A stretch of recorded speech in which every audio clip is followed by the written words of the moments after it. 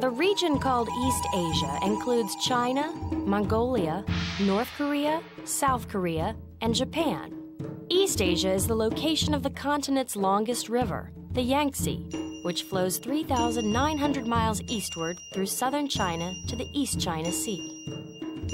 The region's hot and rainy summers give rise to a great variety of temperate and tropical vegetation.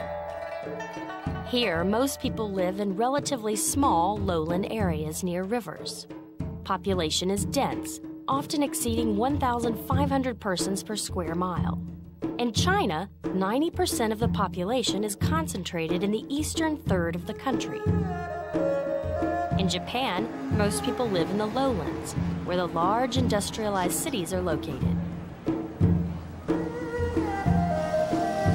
Japan's native religion is Shinto, which has been mixed with Buddhism, a religion also practiced in North Korea, Mongolia, and Vietnam.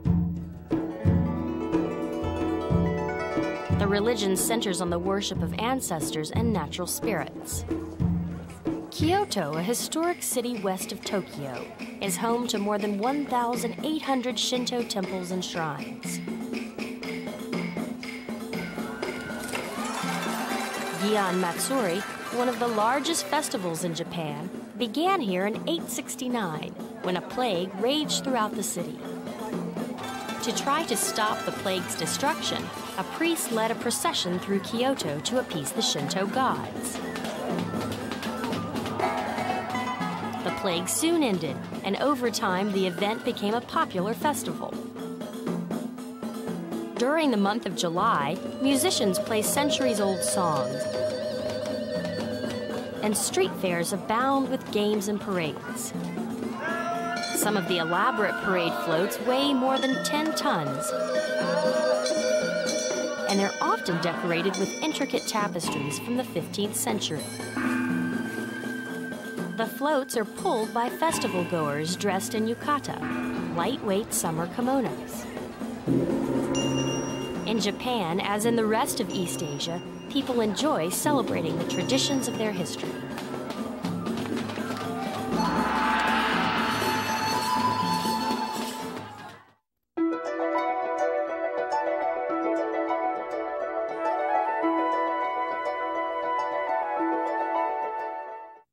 The People's Republic of China is located in East Asia and is slightly smaller than the United States. It is bordered by Russia, North Korea, Mongolia, Tajikistan, Kyrgyzstan, Kazakhstan, Pakistan, Afghanistan, India, Nepal, Bhutan, Myanmar, Laos, Vietnam, and the Yellow, East China, and South China Seas. People generally don't think of China as a desert country, but China's deserts are now some of the biggest in the world. Today, China's deserts cover well over 1 million square miles. But it wasn't always this way. China's deserts are getting bigger because of desertification. Desertification is when land loses its ability to support life. The groundwater dries up, the topsoil turns salty, and most of the plant life dies. All that's left is unusable desert. People cutting down trees and overgrazing their livestock are the main causes of desertification in China. Trees and vegetation protect the soil from erosion by wind and rain. At one time, forests covered half of China, but now, trees cover less than 1/10.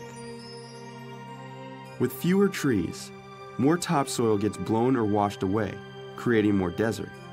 As the land around China's existing deserts gets turned into new desert, places like the Gobi Desert in the north of the country are expanding. Every year, over 2,000 square miles of China turns to desert. China has the largest population in the world. Its 1.3 billion people need a lot of farmland to grow enough food to feed everyone. But there's now twice as much desert land as farmland in China. The Chinese government started seriously fighting desertification in the 1970s by reclaiming the land. It's a difficult and slow process. Trees have to be planted on thousands of acres of desert. The trees grow into natural barriers that cut down the blasting winds that erode the soil. The government hopes to plant 2,800 miles of trees across the northwest rim of China. forming a Great Green Wall to stop the spread of the Gobi Desert.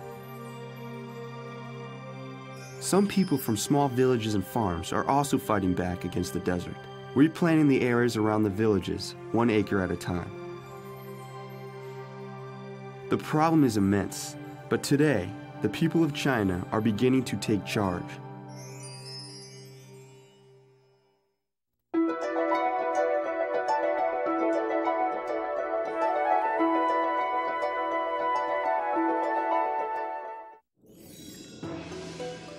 Japan is made up of many small islands.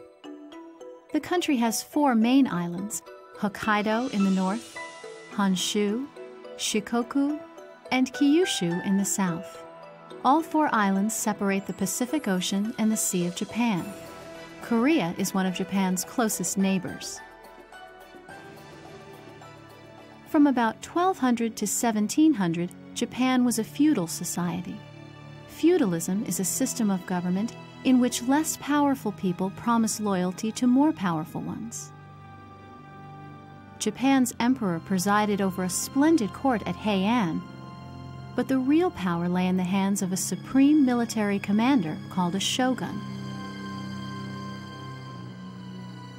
To expand his control, the shogun gave large parcels of land to lesser warlords called daimyo, in return for their agreement to support the shogun with their armies in times of need.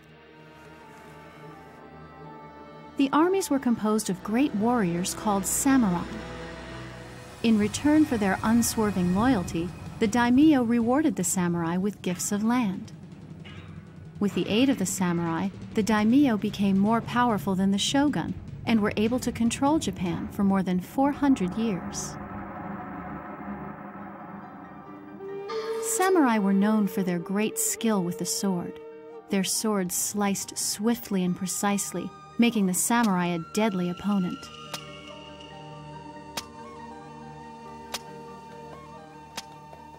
The samurai's sword was said to have a personality of its own. Some were good and some bad. But whether it was good or evil, the sword had to be hard enough to hold a sharp edge and flexible enough to absorb blows without breaking. Japanese sword makers were among the first to solve this problem, creating a blade that was both sharp and resilient. And they did it more than 800 years ago.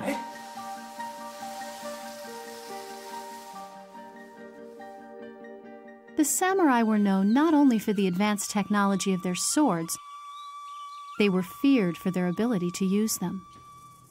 Like a chess player, the samurai always thought several moves ahead. A samurai learned many combinations of moves and trained relentlessly until his strokes became second nature and his mind, body, and sword moved as one.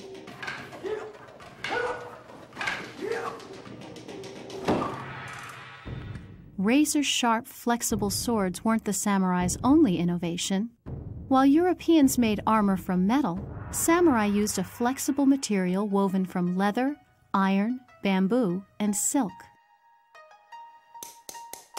These small plates made of tough rawhide were the building blocks of the armor. The armor maker cut holes for stitching and smoothed each plate before joining them together in a flexible panel. These overlapping panels helped cushion a sword's blow. And because they were flexible, they bent with the blade's impact, which made it difficult for the opponent to do any damage. The introduction of guns and gunpowder in the mid-1500s changed the samurai's way of life forever. In the mid-1500s, a samurai warlord bought a new weapon from Portuguese traders, and the Japanese were soon making guns in large numbers.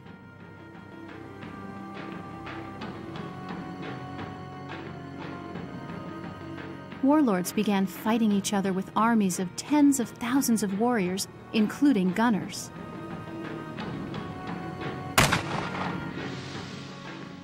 To protect their masters against these new weapons, the samurai built large, strong castles throughout Japan.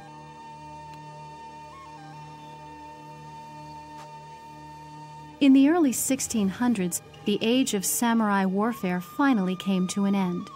With the help of the gun, one warlord, Tokugawa Ieyasu, defeated all his rivals. The Tokugawa shoguns brought an era of peace and stability to Japan, and the skills of the samurai were no longer needed. Though the samurai are gone, people who are interested in their legendary skills are still learning more about these warriors today.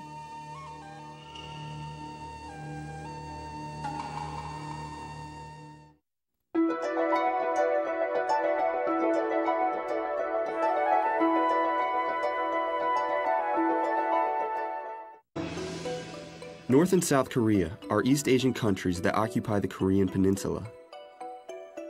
They are bordered by the Sea of Japan, the Korea Strait, the Yellow Sea, China, and Russia.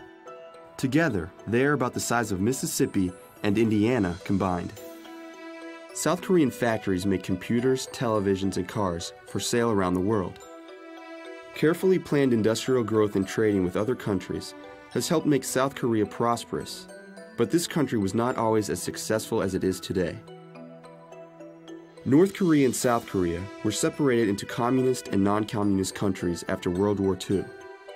The North Korean communists wanted to take control of the whole Korean peninsula, but the South Korean government did not want to become part of a communist country. South Korea was invaded by communists from North Korea in 1950. With help from the United States, South Korea was able to stay free. The North Korean army was sent back to the north, but many of South Korea's farms, fisheries, and mines were destroyed in the war. The United States gave money to South Korea and helped rebuild the country after the war. The government used the money to build factories that could produce heavy machinery as well as cars and electronics. The goods made in South Korean factories were sold around the world, and this trade made South Korea one of the richest countries in Asia. But North Korean factories have not been as productive as those of its neighbor to the south. Today, North Koreans have a much lower standard of living than South Koreans. North Korean factories used to produce iron, steel, and chemicals for sale to other communist countries. But when the former Soviet Union and East Germany abandoned communism, North Korea's government lost these trading partners. As a result, North Korea is one of the poorest countries in the world. North Korea receives donations of food from around the world because it is so poor. These donations are extremely important because they are helping many people in this Asian country survive. North Korea and South Korea are very different countries. One is a communist government and the other is a democracy. But despite differences in their governments, people living in the North and South are still Koreans.